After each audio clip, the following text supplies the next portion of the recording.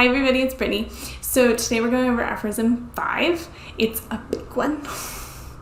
I've been putting this off for a little bit actually because it's just so big in its scope, but also incredibly vague, I think. So I at least struggle to really understand what Hahnemann is specifically telling us to do with this information in this aphorism. So I'll go over a couple of the different theories with the aphorism, different ways of looking at it, and you can sort of decide for yourself what you want to take away. So let's start with the easy part of the aphorism, the beginning. So look at how it's introduced. In addition, it will help the physician to bring about a cure if, yada, yada, yada. So the aphorism clearly sets up a hierarchy like in aphorism 3 and 4. The things in this aphorism will help, but are not required in restoring someone to health. Next, note the difference between a chronic and acute condition and a fundamental versus exciting cause. With an acute, he asks us to pay attention to the exciting cause of the acute. In practice, these are what we often call our etiologies. So etiologies can be seen essentially as very strong aggravations. For example, like a high fever after a cold, dry wind. The cold wind is the cause or the etiology of the fever. In other words, the wind caused the fever, right? But you could also say that the person was made worse from the cold, dry wind. So when you are analyzing a case, note that these causes can essentially be translated into worse from or an aggravation from a cold, dry wind, for example. So this idea of an exciting cause, I think, is incredibly useful, and I particularly like the word choice of exciting cause. Because does a cold, dry wind actually cause a fever? No, because not everybody who meets a cold, dry wind is going to get a fever.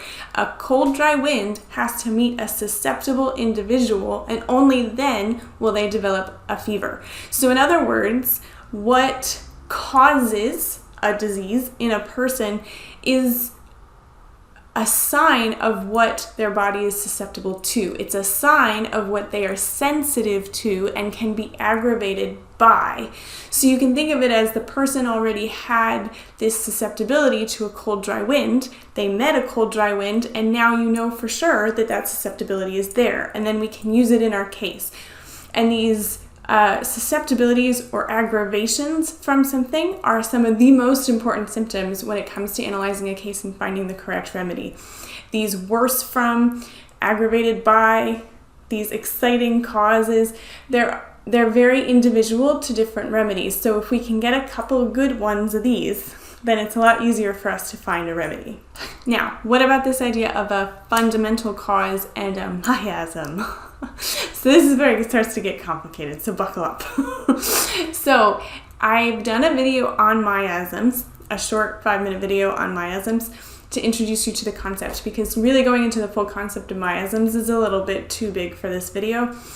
But let's look at the basic idea of chronic disease that Hahnemann had, and we'll go from there. So basically, Hahnemann thought that all chronic disease started with an infection.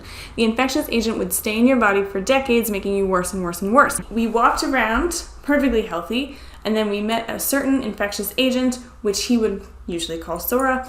Sora would then reproduce in the body and create an infection. The first symptom would be an eruption that looked like herpes, eczema, psoriasis, poison ivy, anything like that, any sort of skin eruption.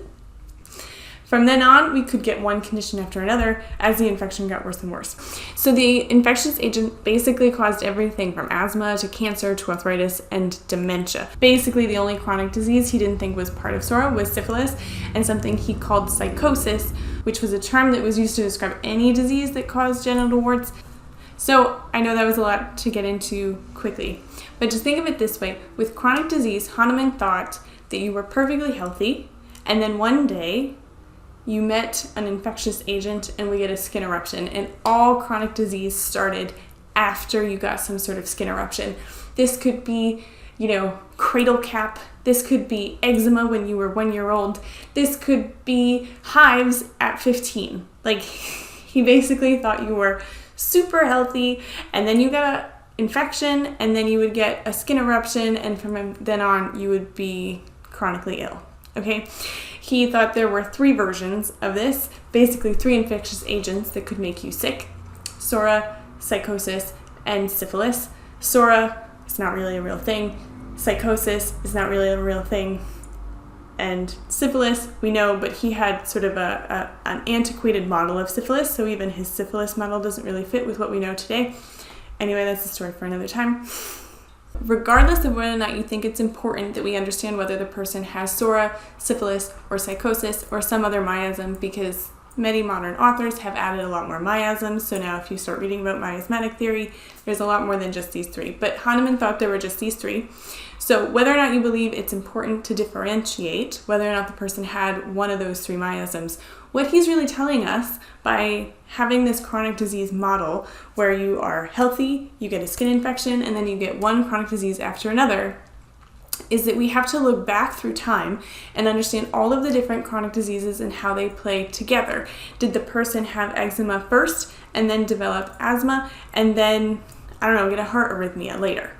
Those could be 3 pieces of the same exact disease to Hahnemann. So really, clinically, what we need to do is to look back through time and take the case of the whole person, like the whole person, not just what they're presenting with today. However, one thing I do want to draw your attention to is that we don't necessarily have separate categories, meaning that you can have exciting causes for a chronic disease and you can have fundamental causes of acute. The fundamental causes of acute, I believe, for another day, because that also I think gets a little bit complicated. But think about a chronic disease. So fibromyalgia is a classic example. You will classically hear people come in with fibromyalgia saying that they were pretty healthy, maybe had a few minor things, but basically very healthy, and then they got a cold or a flu, and then ever since they've had fibromyalgia. So you've got this exciting cause of a cold or flu. In Hahnemann's chronic disease model, what that would mean is actually that they were infected with one of these chronic miasms much earlier. So let's say someone, when they were 10 years old, got infected with sora. This is just for the sake of example to really try and understand Hahnemann's theory, because I think there's a lot of issues with these, but just bear with me. So at 12 years old, the person gets infected with sora, okay, and they might have a minor skin eruption, a little bit of eczema. It goes away. They feel fine, but they're, living their life happy and healthy, they think. And then at 22, they go through a stressful situation, they get the flu, and suddenly they have fibromyalgia. Hahnemann would say that fibromyalgia was caused by the sora infection at 12. Okay, so they're all part of the same chronic disease. The eczema, the flu, and the fibromyalgia are all part of the exact same disease. So again, we have these phases in a long chronic disease that we have to understand in order to understand the whole case before us in a chronic disease case.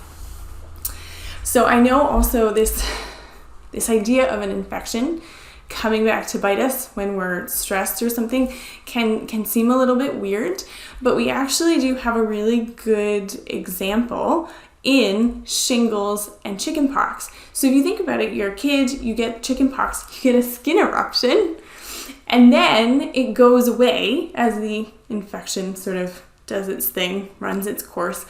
But with the chickenpox virus, it will stay in your spinal cord and wait until you are stressed. And then maybe you have a big exam in college or something, and suddenly, bam, you have shingles. And so it's exactly the same process. We have this infection. The infectious agent lies dormant until a time of stress. The stress triggers an outbreak. In this case, it's not really of a chronic disease, but Hahnemann's model was that a chronic disease would break out after that time of stress.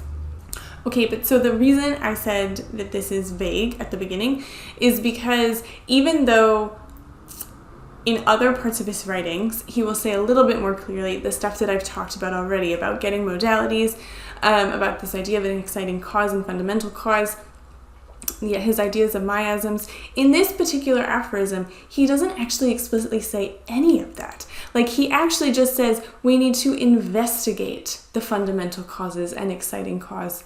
But what does that mean? We write them down in our case, and then what?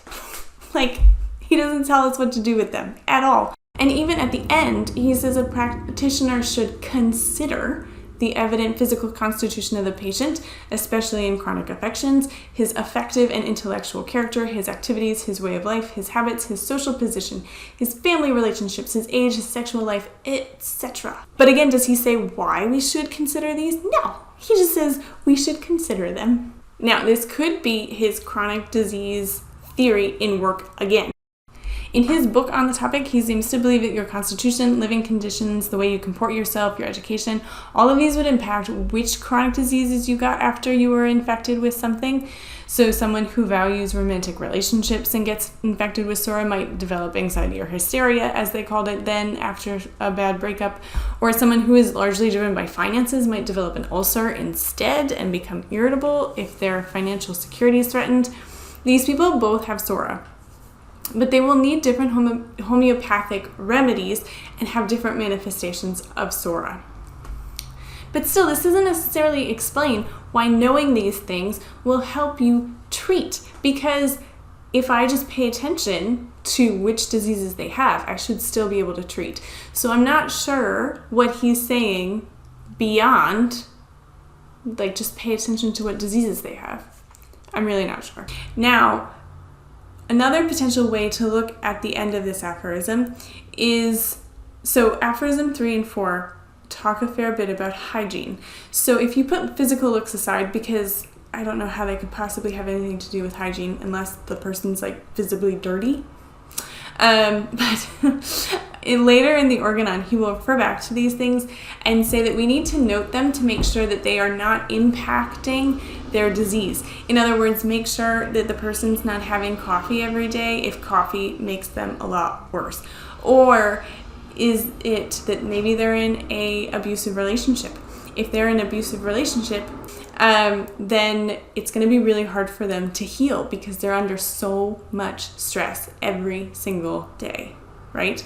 So we have to look at these attendant circumstances, is what he calls them, in order to see if they're going to impede treatment in any way. So we could look at it from a hygiene perspective.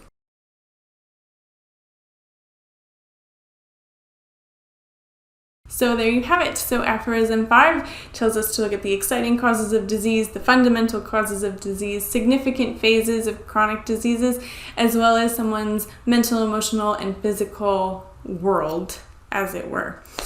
All of these things might help us find a correct remedy. Might. All right. So until next time, bye.